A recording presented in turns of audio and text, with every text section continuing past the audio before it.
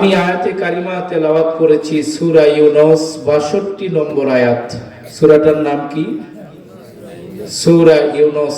নাম শুনেন না? অনেকের নাম ইউনূস আছে না? আল্লাহ রাব্বুল আলামিন আয়াতে কারিমার ভিতরে বলছেন আলা ইন্না আউলিয়া আল্লাহ। খুব পরিচিত আয়াত। কোন ওলিদের মাজলিসে যখন এই আলোচনাগুলো করা হয় তখন আমরা এই আয়াতটা সঙ্গে নিয়ে আসি। আল্লাহ রাব্বুল আলামিন আয়াতে কারিমার ভিতরে কি বলছেন শুনুন। আল্লাহ বলছেন আলা ইন্না আউলিয়া আল্লাহ, জেনে রাখো, সাবধান হয়ে যাও, নিশ্চয় যারা আল্লাহর বন্ধু হয় তাদের দুনিয়াতে এবং আখিরাতে কোনো ভয় থাকে না। সুবহানাল্লাহ বলবেন না? কার বন্ধু? আল্লাহর। আমরা লোক সংখ্যা কম, এজন্য আমাদের চিন্তার কোনো কারণ আছে? এখানে আল্লাহর রহমতের ফেরেশতার কোনো কমতি আছে? যাদেরকে আল্লাহ কবুল করেছেন তারাই বুঝতে পেরেছেন, ঠিক কিনা বলেন? আল্লাহ রাব্বুল আলামিন বলেন শোনো, আলা, সাবধান শব্দটি হলো হুরুফে তানবিয়া, তানবিহ, তার মানে হলো সাবধান সূচক শব্দ। এই শব্দটা কিরকম? আপনি যখন কোনো রাস্তা দিয়ে যাবেন, রাস্তা যদি মোড় হয় দেখবেন লেখা থাকে সাবধান ডানি মোড়, সাবধান ডানি রেল ক্রসিং, ঠিক কিনা? আল্লাহ রাব্বুল আলামিন এখানে আলা শব্দটি ব্যবহার করে জানায়া দিয়েছেন বান্দারে, আল্লাহর কোন ওলিদের ব্যাপারে কথা বলতে গিয়ে তুমি সাবধানী কথা বলো, ঠিক কিনা? আল্লাহ ওয়ালাদের সঙ্গে কথা বলতে গেলে তুমি সাবধানী বলিও। জেনে রাখো, যারা আল্লাহর বন্ধু হয়ে যায় তাদের কোনো ভয় থাকে না, তাদের কোনো চিন্তা থাকে না। লাহুমুল বুশরা ফিল হায়াতিদ দুনিয়া ওয়া ফিল আখিরাহ। আল্লাহ পাক বলেন তাদের জন্য দুনিয়া এবং আখিরাতে আমি জান্নাতের সুসংবাদ দান করেছি। সুবহানাল্লাহ বলেন না? আমরা আল্লাহ রাব্বুল আলামিনকে প্রশ্ন করলাম, রব কি করলে তোমার বন্ধু হওয়া যাবে? তুমি আমাদেরকে বলে দাও। জোরে বলেন সুবহানাল্লাহ। আল্লাহ রাব্বুল আলামিন বললেন, দুইটা কাজ যদি করতে পারো আমি তোমাদেরকে বন্ধু হিসাবে গণ্য করে নিব। কয়টা কাজ? এই দুটা কাজের উপরে আমি আপনাদের সামনে আলোচনা করব ইনশাআল্লাহ। কয়টা কাজ করলে আল্লাহর বন্ধু হওয়া যাবে? সকলে বলেন কয়টা? দুইটা। রাত প্রায় 1:30 বাজে, কিন্তু আপনাদের মুখের দিকে তাকালে মনে হচ্ছে যেন কেবলই মাগরিবের নামাজ হলো। মনে হয় যেন মানুষগুলো চাতক পাখির মতো তাকায় রয়েছেন কারো চোখে। যদিও সারা রাত জাগা খুব কষ্টকর, তারপরেও আল্লাহ তাআলা খুব সুন্দরভাবে রেখেছেন, আলহামদুলিল্লাহ। আল্লাহর বন্ধু আমরা সকলে হতে চাইতো। কে কে চায় একটু আল্লাহকে হাত তুলে দেখায়? লিল্লাহি তাকবীর, আলহামদুলিল্লাহ। আল্লাহ রাব্বুল আলামিন বললেন, দুইটা কাজ যদি করো তাহলে তুমি আল্লাহর বন্ধু হতে পারবে। আল্লাহ বললেন, আল্লাযীনা আমানু ওয়া কানু ইয়াত্তাকুন। এক নাম্বার কাজ হলো যারা ঈমান আনয়ন করবে, আল্লাহর প্রতি বিশ্বাস করবে, নবীজি যা এনেছেন তার প্রতি বিশ্বাস স্থাপন করবে, আখিরাতের প্রতি বিশ্বাস স্থাপন করবে। ওয়া কানু ইয়াত্তাকুন, আর এই দুনিয়ার বুকে চলতে গিয়ে আল্লাহর বান্দা আল্লাহকে ভয় করে। সুবহানাল্লাহ। দুইটা কাজ কি? ঈমান আনা আর দুনিয়াতে ভয় করবে কাকে? আমার বান্দাগণ, আল্লাহ ওয়ালা হতে গেলে আমাকে আপনাকে সর্বপ্রথম ঈমানের গুণান্বিত হতে হবে, ঈমান আনয়ন করতে হবে। 2 নাম্বার নেক আমল করতে হবে। তিন নাম্বার, আল্লাহ রাব্বুল আলামিনকে ভয় করতে হবে। মুসলিম হিসাবে আমাদের গুনাহ হবে, হবে না? চলতে ফিরতে গুনাহ হবে, কিন্তু মুমিন কখনো গুনাহ ঘাড়ে রাখে না, সঙ্গে সঙ্গে তওবা করে গুনাহকে আল্লাহর কাছ থেকে মাফ করে নেয়। সুবহানাল্লাহ পড়ে। আমার বান্দাগণ, মুমিনের বৈশিষ্ট্য কি? মুমিন যখন চলবে মুখে তার থাকবে আল্লাহর জিকির। সুবহানাল্লাহ পড়ে। কার জিকির থাকবে? চলতে ফিরতে মুমিন আল্লাহর জিকির করবে।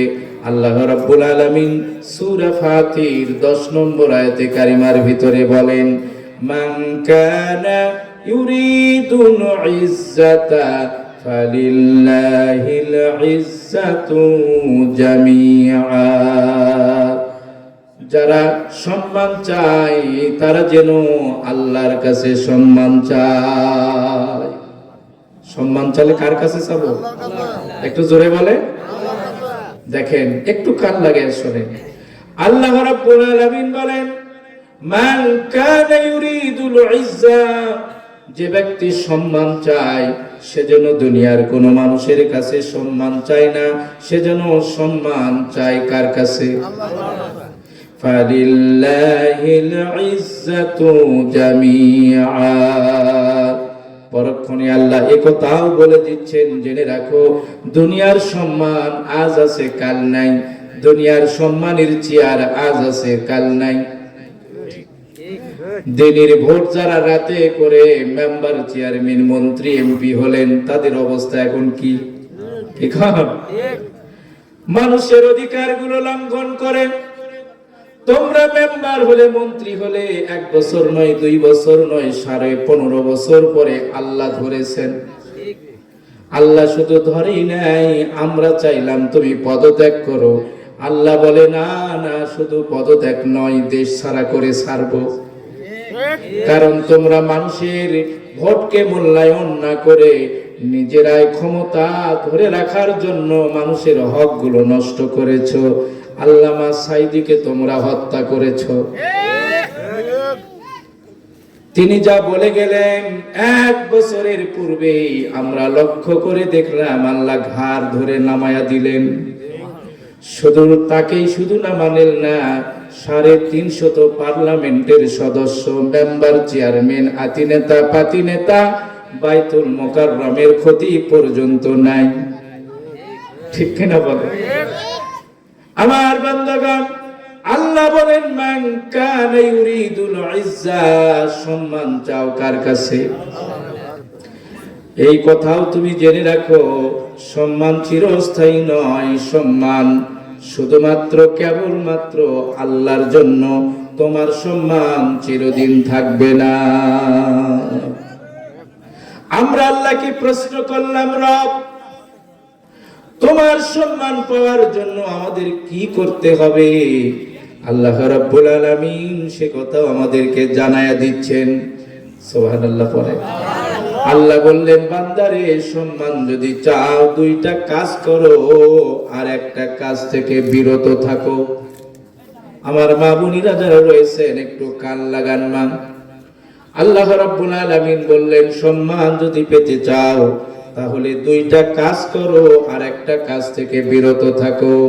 আল্লাহ বললেন, ইলাইহি ইয়াসআদু কালিমুত তাইয়্যিব ওয়াল আমালুস সালিহু ইয়ারফাউহু ওয়াল্লাযীনা ইয়ামকুরুনাস সাইয়্যাত।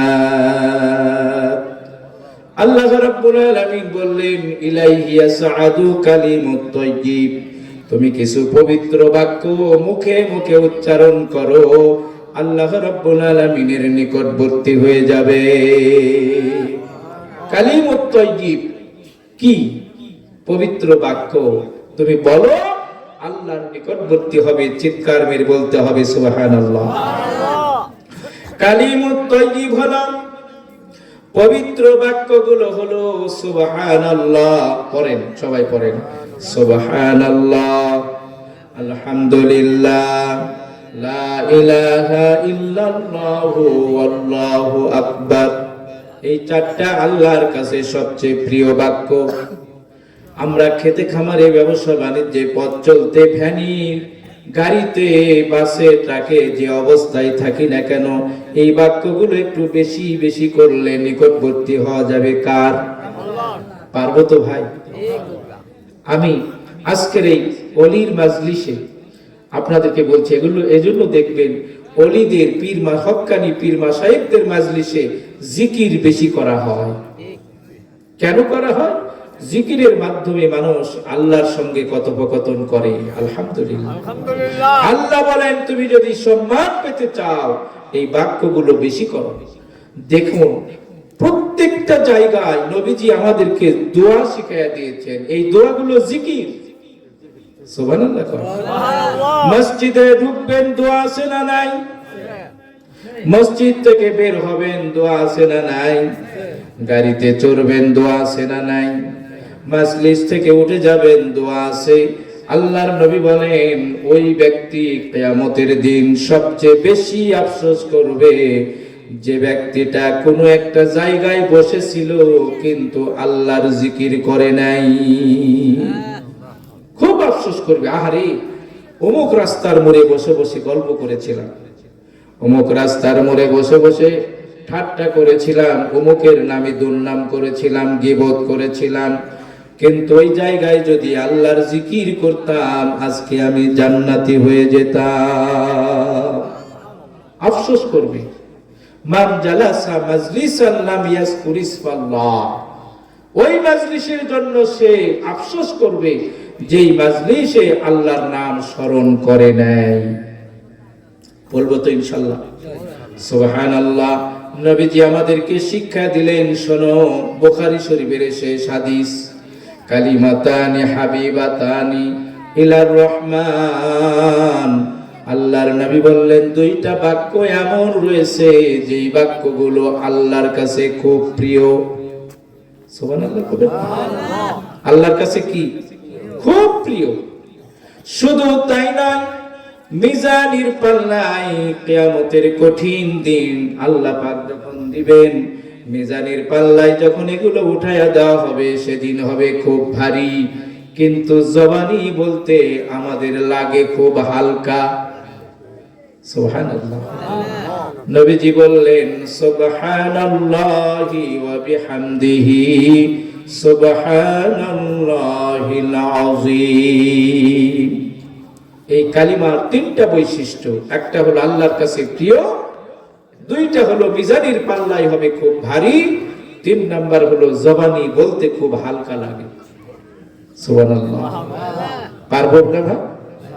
বলেন, সবাই বলেন, সুবহানাল্লাহি ওয়া বিহামদিহি সুবহানাল্লাহিল আযীম। নবীজি আমাদেরকে দোয়া শিক্ষা দিলেন, শোনো, ছোট্ট একটি দোয়া তোমরা পড়ো, 99টি রোগের ঔষধ তোমার হয়ে যাবে।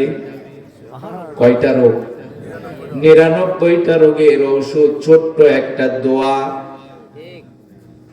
তার ভিতরে আদনা, সবচেয়ে নিম্নমানের যে প্রতিশোধ, নিম্নমানের যে চিকিৎসা তোমার হবে, সেটা হলো দিলের চিকিৎসা।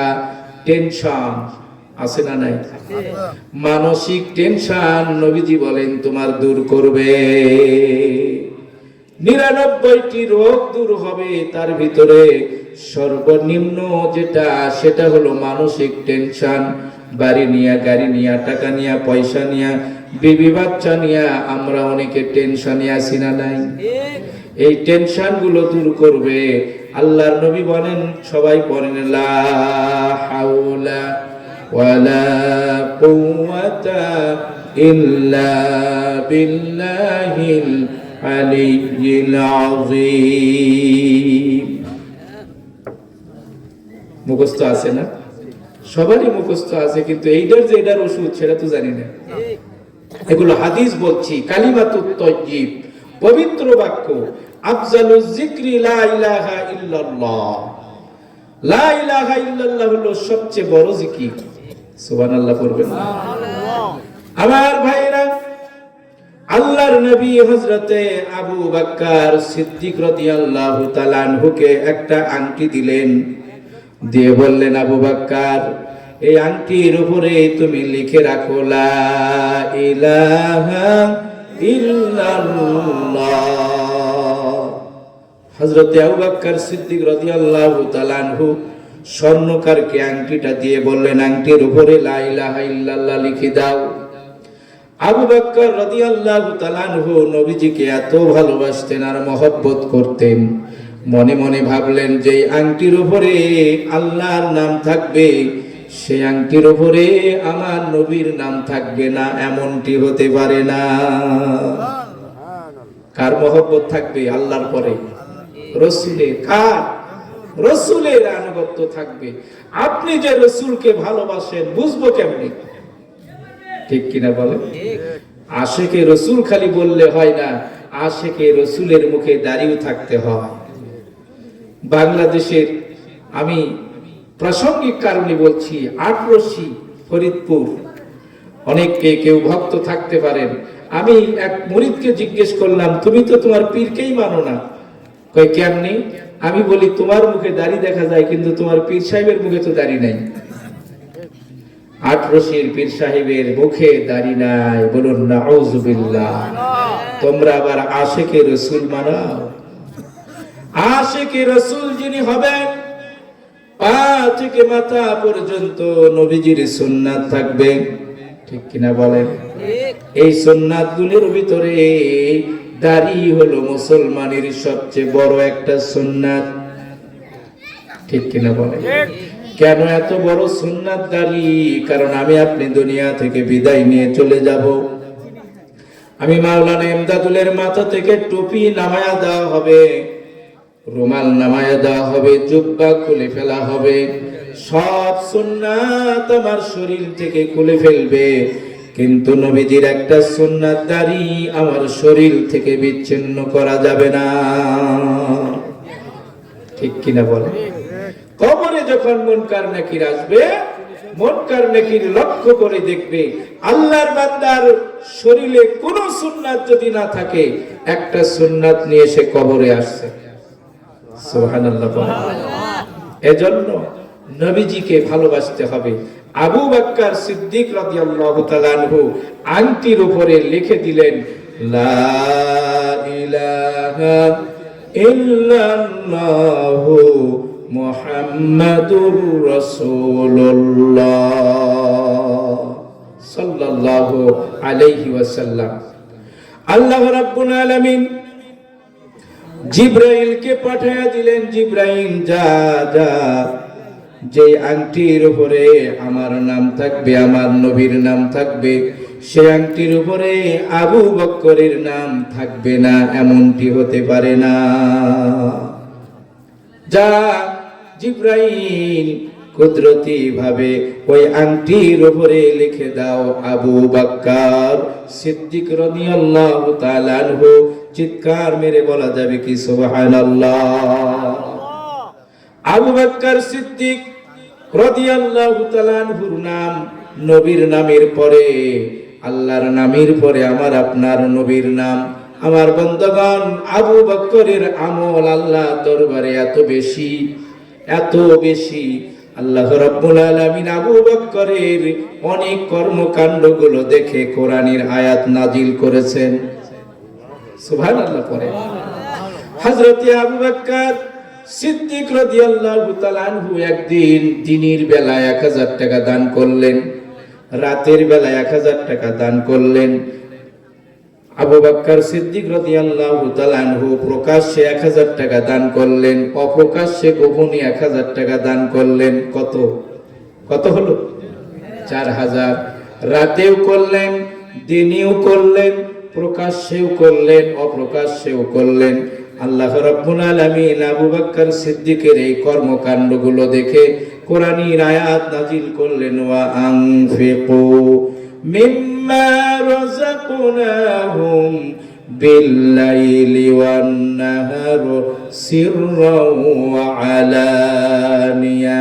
সুবহানাল্লাহ।